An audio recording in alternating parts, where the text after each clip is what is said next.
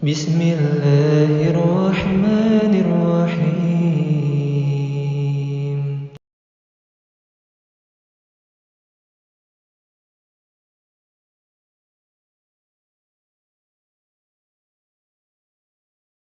Baik para jamaah Bapak Ibu yang dimuliakan oleh Allah Subhanahu wa taala, kita akan melanjutkan materi yang kita sampaikan masih berkaitan dengan memahami ayat-ayat Allah dan hadis-hadis Nabi sallallahu alaihi wasallam tentang perihal kematian. Kalau kita bisa merujuk di dalam kitab At-Tadhkirah ya. Fil Maut fi Umul Akhirah di karangan Imam Al-Qurtubi rahimahullah ta'ala, yang itu menjelaskan tentang bagaimana mengingat kematian. Kalau kita kembali kepada ayat-ayat Allah Ta'ala tentang bab mati, maut, ini dijelaskan banyak ayat Allah. Contohnya ketika kita membuka di dalam Al-Quran surat Ali Imran ayat yang ke 145, Allah Ta'ala menyebutkan di dalam surat Ali Imran, kalau kita membuka surat yang ketiga, ayat yang 145. Perhatikan ayatnya. Wa ma kana li nafsin an tamuta illa biidznillah kitaban muajjalan. Wa may yurid thawabad dunya nu'tihi minha. Wa may yurid thawabal akhirati nu'tihi minha. Wa sanajzi syakirin. Allah Ta'ala mengatakan, dan setiap yang bernyawa tidak akan mati kecuali dengan izin Allah. Perhatikan ayat ini. Jadi yang bernyawa itu pasti akan mati. Nah, kematian itu ditetapkan oleh Allah atas izin Allah. Kalau belum datangnya mati, tidak akan mati. Meskipun orang dibunuh, meskipun orang terjadi kecelakaan, terjadi malapetaka, apapun yang itu kadang-kadang membahayakan.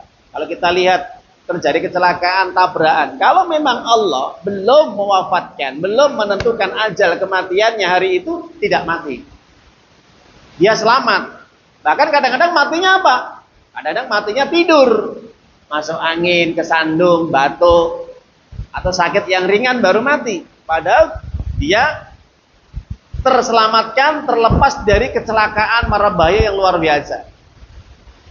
Jadi baru saja kita mendengar informasi di media ya, antara kereta api dengan truk di Semarang, di mana truk dihantam oleh kereta api ya, sampai terbakar luar biasa. Masinisnya dan juga krunya selamat. Kalau memang belum waktunya, belum. Sopirnya juga selamat. Ya, insyaallah. Itu atas izin Allah. Jadi kalau memang Allah belum menentukan takdir kematian, ajal atau maut menghampirinya, meskipun apapun kasus terjadi, kecelakaan ataupun mungkin adanya ujian-ujian yang lain, bala ataupun musibah yang itu sangat mengerikan, tapi kalau memang belum datang kematian, belum akan terjadi, tidak akan terjadi. Karena semua itu sudah ditetapkan di dalam ketentuan Allah di Lauh Mahfuz. Nah itu.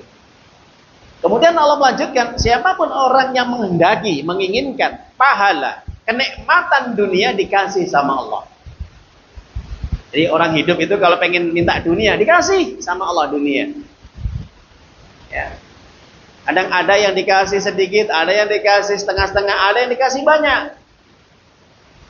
Kadarnya yang berbeda, tapi dikasih sama Allah semuanya. Orang usaha, jualan, berdagang dikasih sama Allah. Ya. Annallaha yabsutu rizqa liman yasha wa yaqdir lahu. Sesungguhnya Allah melapangkan rezeki nikmat bagi hambanya dan menyempitkan rezeki bagi hambanya yang dia kehendaki. Di antara kita ada yang rezekinya banyak, ada yang setengah-setengah, ada yang kurang. Nggak usah khawatir, itu semuanya sudah tertulis di Lauh Mahfuz. Tapi tetap dikasih rezeki sama Allah. Kalau minta dunia dikasih. Sampai kapan? Sampai kita meninggal dunia, selesai rezeki kita habis. Sudah. Jadi katakan rezeki habis itu kalau sudah datang kematian kita. Jadi kalau orang bekerja, nggak ada rezeki, belum. Memang belum waktunya. Nah, belum mati kok. Masih ada rezekinya. Ditahan dulu sama Allah. Nanti kalau sudah waktunya dikasih. Gitu. Nah, itu kata Allah Ta'ala. Minta rezeki, minta nikmat dunia, apapun dikasih sama Allah. Begitu juga orang yang minta kenikmatan akhirat dikasih. Minta surga, minta bidadari, minta kenikmatan nanti di sana, minta keselamatan, dihindarkan dari api neraka siksa, itu dikasih sama Allah. Makanya para jamaah Bapak Ibu, dari situlah Allah mengajarkan kepada kita untuk senantiasa berdoa. Apa doanya yang paling bagus? Yaitu doa minta kenikmatan kebaikan dunia dan akhirat. Makanya diajarkan di dalam Al-Quran surat Al-Baqarah ya, kalau tidak salah ya. Allah Ta'ala mengatakan Rabbana atina fid dunya hasanah wa fil akhirati hasanah wa qina adzabannar. Allah mengajarkan kepada kita supaya kita minta kebaikan dunia dan akhirat. Bukan hanya kenikmatan kebaikan dunia dan akhirat saja, tapi juga dihindarkan dari api neraka. Kebaikan dunia apa? Kebaikan dunia itu Hasan Al-Basri ketika menafsirkan ayat ini mengatakan al-hasanatu fid dunya ai ilmu. Jadi kebaikan di dunia adalah ilmu. Orang itu dinamakan baik hidupnya kalau dia punya ilmu. Makanya orang kalau punya ilmu, para jamaah Bapak Ibu, hidupnya akan terbimbing. Perhatikan, kalau orang itu dia mau belajar agama, punya ilmu, hidupnya akan terbimbing baik. Dia tidak akan tersesat, dia tidak akan terjerumus dalam kemaksiatan, melakukan perbuatan dosa dan yang lainnya. Karena punya ilmu. Makanya ini pentingnya kita untuk berdoa, terus minta kepada Allah, Rabbana atina fid dunya hasanah. Kebaikan di dunia adalah apa? Ilmu. Yang kedua, kebaikan di dunia adalah apa? Hasan Al-Basri mengatakan adalah yaitu al-amal as-shalih. Apa? Amal yang baik. Setelah kita minta kepada Allah ilmu, maka kita minta ya kebaikan di dunia supaya kita senantiasa tetap beramal sholih. Ya contohnya seperti ini, kita belajar agama ini amal sholih, kita ngaji itu amal sholih, kita sholat amal sholih, kita puasa amal sholih, kita sedekah juga amal sholih dan yang lainnya amal sholih. Dan amal sholih itu harus sesuai dengan syariat, sesuai dengan petunjuk kitabullah Al-Quran dan sunnah Rasulnya, gitu loh. Itu yang dinamakan amal sholih. Makanya Syekh Shalih Utsaimin mengatakan yang dinamakan al-amal al-sholih, amal sholih itu adalah al-muwafaqah bi syariatillahi ta'ala. Sesuai dengan syariat Allah. Bil kitab was sunnah, dengan landasan Al-Quran dan sunnah. Itu yang dinamakan amal sholih. Jadi kalau orang melakukan amal kebaikan, amal sholih, sholat, puasa, haji, umroh, baca Quran, sedekah, berwudu, mengantar jenazah, mengurus kematian dan yang lainnya. Mulai kita lahir sampai kita mati itu sudah diatur oleh Allah di dalam kitab Allah, Al-Quran dan Sunnah atau Al-Hadis. Kalau itu diamalkan, itu dikerjakan dengan benar, itu yang dinamakan amal sholih. Jelas Bapak Ibu nggih? Jadi kalau amal sholih itu apa? Amalan yang berlandaskan petunjuk dasar jelas dari sumber Al-Quran dan Sunnah. Kalau amalan tidak ada petunjuk Al-Quran dan Sunnah atau ijma' para ulama salaf, dari kalangan para sahabat, para tabi'in dan tabi'in dan 4 mazhab yang dirahmati oleh Allah, itu bukan amal sholih. Ya, ini harus kita pahami bersama. Nah, kemudian para jamaah Bapak Ibu yang dirahmati oleh Allah Ta'ala, adapun kebaikan akhirat, kata Hasan Al-Basri, seorang ulama tabi'in mengatakan apa? Yang dikatakan kebaikan akhirat itu yaitu dia akan dimasukkan ke dalam surga. Jelas? Jadi yang dikatakan kebaikan akhirat apa? Bisa masuk surga. Orang kalau sudah bisa masuk surga, itu dinamakan dia mendapatkan kebaikan.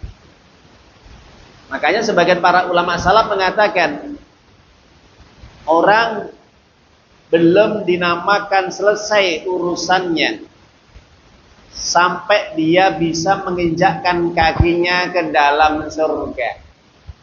Kalau orang belum bisa masuk surga, maka ini dinamakan bukan orang yang baik, yang sukses hidupnya. Jelas Bapak Ibu? Jadi kalau orang itu belum bisa masuk surga, itu belum sukses. Makanya kata-kata sukses ini ada dua makna. Yang pertama, makna secara umum dan makna secara syariat. Sukses makna secara umum, kalau orang itu dapat apa? Kenikmatan dunia, itu sukses. Orang dapat pekerjaan dengan gaji yang besar, diangkat jabatannya, kemudian naiklah dia, kemudian dia diangkat menjadi pegawai, kemudian dia mendapat gaji yang besar, kemudian usaha bisnisnya lancar, mendapatkan profit yang besar. Mungkin ini dia namakan sukses. Bisa beli rumah, beli kendaraan, bisa menikah, punya istri yang cantik, punya suami yang tampan dan yang lainnya. Mungkin ini anggapan sukses. Ya, secara umum dunia. Tapi secara syariat, secara istilah, hakikat bahwa dinamakan sukses itu kalau dia ini bisa masuk ke dalam surga, melangkahkan kakinya, membuka pintu surga, dipersilakan sama penduduk surga atau penjaga surga. Salamun alaikum tibtum fadkhuluha khalidun. Kalau dia ini sudah disambut oleh penjaga pintu surga, kesejahteraan, keselamatan, kebahagiaan, kesuksesan dilimpahkan kepada kamu, wahai penduduk surga, dan kamu akan hidup kekal selama-lamanya di surga. Ini namanya sukses, Pak Bu. Makanya dijelaskan di dalam surat Az-Zumar, surat 39 ayat yang 71. Ya. Sambutan penjaga penduduk surga ini dengan bahasanya salamun alaikum jidum fadkhuluha khalidin. Ya kalau sudah disambut ya sudah. Makanya dari situlah jawabannya Pak, wa qul alhamdulillahilladzi sadaqana wa'dahu wa arsala arda natabawwa'u min haitsu nasya'. Ya. Natabawwa'u minal jannati haitsu nasya' fa ni'ma ajrul 'amilin. Maka katakanlah, ketika kamu sudah sukses hidup kamu masuk surga, ucapkanlah alhamdulillah. Allah telah memberikan janji, dengan janji yang sebenar-benarnya, semasa hidup dia beramal soleh, berbuat kebajikan, berilmu, beriman, bertakwa. Dan kemudian diberi kenikmatan, fasilitas, tempat tinggal yang paling baik. Di mana Pak Bu? Surga. Jadi tempat tinggal yang paling baik itu di surga. Kenapa? Karena di surga itu kalau orang sudah bisa memasukinya, bisa merasakan menikmati fasilitas, akan ditambah lagi hasratnya. Dan itu tidak akan pernah ada bosan-bosannya. Tidak kalau di dunia. Orang pengen beli motor. Setelah dia punya motor, bosan nggak? Pasti bosan. Nah, orang pengen beli mobil, setelah dia punya mobil bisa mengendarai, sudah bosan. Oh ternyata nikmatnya cuma gini. Ya, orang pengen beli rumah, setelah dapat rumah beli rumah, rumah paling ya seperti ini. Semewah apapun, semahal apapun, keramiknya dari Timur Tengah atau dari Eropa, ternyata ya seperti ini. Kenapa? Karena di dunia itu serba terbatas. Kenikmatan itu dibatasi sama Allah. Tapi di surga Bapak Ibu, natabawwa'u minal jannati haitsu nasya, ya. Akan kami beri mereka, siapkan tempat tinggal, fasilitas semua apa saja yang mereka inginkan tanpa ada batas. Insyaallah. Ketika dikasih minta lagi, dikasih minta lagi terus. Ya, itu di surga Pak. Kita di dunia minta lagi, siapa mau ngasih? Gak punya duit, jadi gak ada yang ngasih. Gak punya fulus ya nggak bisa, nggak mulus. Ya. Bila fulus, gero mulus, ya, gitu. Kalau di dunia nggak ada uang, nggak bisa jalan. Di surga itu nggak berlaku. Yang penting cukup orang melangkahkan kakinya masuk surga sudah. Segala fasilitas sudah disediakan sama Allah. Jadi para jamaah Bapak Ibu yang dimulakan oleh Allah Ta'ala, maka setiap orang itu pasti dia akan mendapatkan amal yang dia kerjakan. Oleh sebab itu yang harus kita garis bawahi adalah apa? Bagaimana hidup ini senantiasa untuk mengingat kematian. Maka Allah Ta'ala mengatakan dalam banyak ayat yang dijelaskan di dalam Al-Quran tadi, ya, surat Ali Imran 145, Allah akan memberikan balasan bagi orang-orang yang senantiasa pandai bersyukur. Dapat apapun kalau kita syukuri, insya Allah nilainya pahala.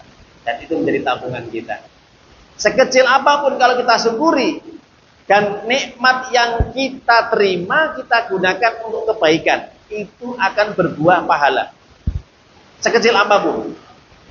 Ya, jadi Bapak Ibu, perhatikan ini. Sekecil apapun nikmat yang kita miliki, yang kita dapatkan, yang kita terima, kemudian kita gunakan untuk kita beribadah kepada Allah, berbuat baik, maka akan bernilai pahala. Sebaliknya, nikmat yang kita terima, yang kita miliki sekecil apapun, kalau kita gunakan untuk maksiat, berbuat dosa, kita ingkari, kita nggak ridho, kita marah, akan berbuah dosa. Ya, tanamkan dalam jiwa kita rasa syukur apapun nikmat yang Allah berikan pada kita. Kemudian bisa kita buka di dalam Al-Quran surat Al-Imran 185. Allah Ta'ala mengatakan kullu nafsin dha'iqatul maut. Setiap yang berjiwa itu pasti akan mati. Wa innama tuwaffawna ujurakum yaumal qiyamah. Pada hari kiamatlah nanti semua kalian akan disempurnakan balasan.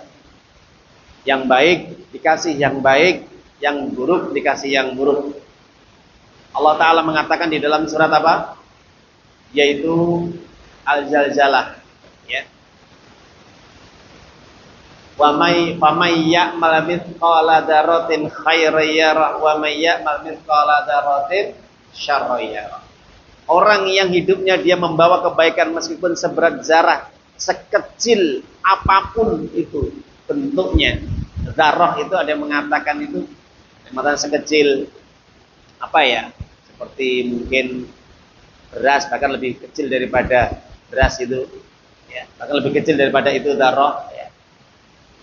Itu akan ditampakkan nanti di hadapan seluruh manusia, diperlihatkan di hadapan manusia.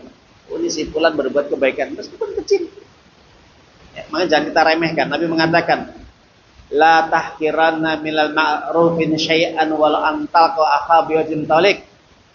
Jangan meremehkan kebaikan sekecil apapun meskipun kalian bertemu dengan saudara kalian dengan wajah yang sumringah. Kalau ketemu saudaranya jangan merengut Pak Bu, ya. Mesem.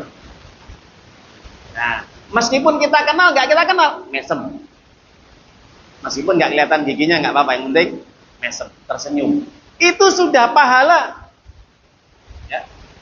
Itu pahala, apalagi diiringi dengan apa? Salam, assalamualaikum. Apalagi diiring lagi dengan salaman. Mesemnya sudah pahala, salamnya dapat pahala, salamannya juga menggugurkan dosa. Sudah berapa itu Pak Bu? 3. Oke. Pengen seperti itu, makanya Nabi mengatakan, maukah aku tunjukkan kepada kalian supaya kalian cepat masuk surga? Apa? Setiap kalian bertemu dengan saudara kalian, hendaknya ucapkan salam dan salaman. Afsus salam bainakum. Ya, itu orang yang nanti banyak masuk surga karena apa? Setiap bertemu dengan saudaranya itu dengan hati yang bersih, tidak menyimpan kebencian dan kedengkian, dan dia senantiasa mengucapkan salam. Ini penting Bapak Ibu ya, dalam kita bermuasyarah dengan manusia, berkumpul, berinteraksi, bersosial. Salam yang kita kenal, tidak kita kenal, salam. Nggak usah kita beda-bedakan. Oh, itu kelompok saya, tak salami. Oh, itu bukan kelompok saya tidak mau salam. Itu jamaah saya, tak salami. Oh, itu bukan jamaah saya, tidak tak salami. Selama dia muslim, beriman, bertauhid, berakidah yang benar, tidak melakukan syirik besar, dia muslim. Meskipun dia melakukan perbuatan dosa, selama bukan dosa syirik, dia muslim. Jelas Bapak Ibu? Ingat ini. Jangan kita melihat kelompok jamaah manapun, kita hanya salam dengan kelompok jamaah kita tertentu, dengan jamaah kelompok yang lain kita tidak mau salam. Na'udzubillah. Bahkan melihat aja nggak mau. Iya. Ada yang kadang-kadang kita dapat informasi dari jamaah, ketika dia masuk ke masjid, saat itu ya karena memang dia tahu itu bukan jamaahnya, bukan kelompoknya, maka menghindar, tidak mau melihatnya. Kalau bahasa Jawa itu melengos. Padahal sama-sama secara dohirnya sunnah, ya jenggotan, ya cingkrang. Tapi karena bukan kelompok jamaahnya, itu dianggap itu bukan saudaranya. Iya, Allah. Pernah juga dapat informasi ini, seorang ustaz. Ketika dia takziah, itu dia mau salaman, itu yang disalami itu juga muslim. Bahkan sunnahnya tampak. Tapi karena bukan kelompoknya, ketika salaman tidak dilihat, melengos. Bukan. Ini kan nggak menghormati. Nah ini jelas. Amal yang seperti inilah yang mengurangi timbangan Bapak Ibu. Ya, jadi hati-hati. Barang siapa yang dijauhkan dari api neraka dan dimasukkan ke dalam surga, wa man zuhziha 'anil nar wa dakhala jannata faqad faz. Dijauhkan dari api neraka, dimasukkan dalam surga, faqad faz. Itu orang yang sukses hidupnya. Jelas? Ini tadi yang saya jelaskan ya, ini dalilnya. Jadi orang yang beruntung, orang yang sukses, kalau nanti dia di akhirat dijauhkan dari api neraka, dimasukkan ke dalam surga, ini orang yang sukses. Wa mal hayatud dunya illa mata'ul ghurur. Tidaklah kehidupan dunia ini semuanya hanya melalaikan. Hati-hati. Kalau sampai orang terlena dengan kehidupan dunia, maka hancurlah, binasalah hidupnya dia. Innal insana lafi khusr. Kerugian yang jelas. Baik. Kemudian ayat yang kedua bisa dibuka di dalam Al-Quran surat An-Nisa, surat yang ke-4 ayat yang ke-76. Allah Ta'ala mengatakan, Aynama takunu yudrikumul mautu fi kuntum Aynama takunu yudrikumul mautu fi kuntum fi burujin musyayyada. Aynama kuntum fi burujin musyayyada. Saya ulang lagi. Di dalam surat An-Nisa, saya bacakan salah. Ayat yang ke-76. Maaf, 78. Saya ralat ini ya. Aina matakunu yudrikumul mautu walau kuntum fi burujin musyayyada. Dimanapun kalian berada, maut akan menghampirimu walaupun kamu berada di dalam benteng yang sangat tinggi dan kokoh. Jadi kematian itu tidak pandang bulu, meskipun dia sedang bersembunyi, takut dengan kematian, tetap kematian akan menghampirinya. Meskipun dia berada di dalam pesawat terbang, di dalam bis, di dalam mobil, di dalam rumah, atau dimanapun, kalau sudah datang maut, kematian akan menghampirinya. Tidak pandang bulu. Kaya, miskin, sakit, sehat, muda, tua, kalau sudah datangnya kematian, maka yudrikumul maut, akan menghampirinya. Itu. Kemudian yang ketiga, di dalam surat Al-Anbiya, surat yang ke-21 ayat 35. Kullu nafsin dha'iqatul maut wa nabluukum bisyarri wal khairi fitnah wa ilaina turja'un. Setiap yang berjiwa itu pasti akan merasakan kematian. Dan kami akan menguji di antara kalian dengan ujian yang enak dan tidak enak. Ujian yang baik dan buruk. Sar itu Ibnu Katsir mengatakan apa? Orang hidup itu diuji dua, buruk dan baik. Buruknya apa? Dikasih miskin, ekonominya cingkrang, sulit cari pekerjaan, sering gagal usahanya, kadang-kadang dipecat, ya, kadang-kadang juga dijauhi dari teman-teman kerjanya, dibully, dimusuhi dan yang lainnya. Kadang-kadang dikasih sakit gak sembuh-sembuh. Jelas? Bapak Ibu ya? Kadang-kadang dikasih hati yang selalu risau, gelisah, susah, takut. Ini hal-hal yang tidak menyenangkan. Ya. Atau dikasih kekalahan dalam peperangan. Ibnu Katsir mengatakan seperti itu. Kemudian hal yang baik. Yang baik itu apa? Dikasih kenikmatan harta yang lebih, usaha yang sukses, tidak pernah gagal, pernah mungkin jarang. Seperti siapa? Abdurrahman bin Auf, sahabat Nabi, Utsman bin Affan, sahabat Nabi yang mulia, sukses terus. Abu Bakar ya, jarang bangkrut. Nah, jadi kalau di antara kita ini yang mungkin usahanya sukses terus, naik grafiknya, masya Allah. Ini khair, hati-hati ini ujian. Kasih kekayaan, harta berlimpah, dikasih anak, dikasih istri, dikasih rumah, dikasih kendaraan. Dia bagus pekerjaannya, diperhatikan sama bosnya, disenang-senangi teman-temannya, dipuji, dihormati, menjadi tenar, dihormati, disanjung. Hatinya tenang, gembira, tidak pernah susah, jarang susah. Ya, tentram, kasih damai. Nah, ini hati-hati ujian. Sehat, jarang sakit. Nah, ini ujian. Dan akan dikembalikan kepada Allah semua apa yang kalian usahakan. Jadi para jamaah ibu, hati-hati. Satu ayat lagi saya sampaikan tentang kematian di dalam surat Al-Jumu'ah, surat yang ke-62 ayat yang ke-8. Allah Ta'ala berfirman, "Qul innal mautal ladzi tafirruna minhu fa innahu mulaqikum. Tsumma turadduna ila 'alimil ghaibi wasyahadah fa yunabbi'ukum bima kuntum ta'malun." Katakan Muhammad kepada umatmu, kematian yang kalian lari darinya, lari dari kematian. Kenapa? Kadang orang itu kalau mau mati yang takut. Ya. Sehingga tidak dia ini husnudzon kepada Allah, kadang-kadang suudzon. Siapa saya mati, saya akan hidup lama. Kematian, ketika orang lari dari kematian akan menghampiri gitu. Dan kamu akan dikembalikan kepada Allah Ta'ala yang mengetahui perkara gaib dan yang nyata. Dan Allah akan mengkhabarkan segala perbuatan kalian, yang baik, yang buruk, itu akan dibuka catatannya. Jadi para jamaah ibu yang dirahmati oleh Allah Ta'ala, itu beberapa ayat-ayat Allah Ta'ala dan juga hadis Nabi, aksiru dzikra hadimillah dan ya'nil maut, perbanyaklah pemutus kenikmatan dunia, yaitu kematian. Orang yang banyak mengingat mati pasti hidupnya akan tenang, saya yakin. Orang yang banyak mengingat mati hidupnya akan tenang. Kalau orang tidak pernah ingat mati, banyak kegelisahan, keresahan, kegalauan, ketakutan yang akan dia terima. Kenapa? Karena dia tidak pernah memikirkan adanya kematian. Sehingga dia akan lalai untuk ibadah kepada Allah. Semoga bermanfaat apa yang kita kaji. Ayyuhalladzina amanu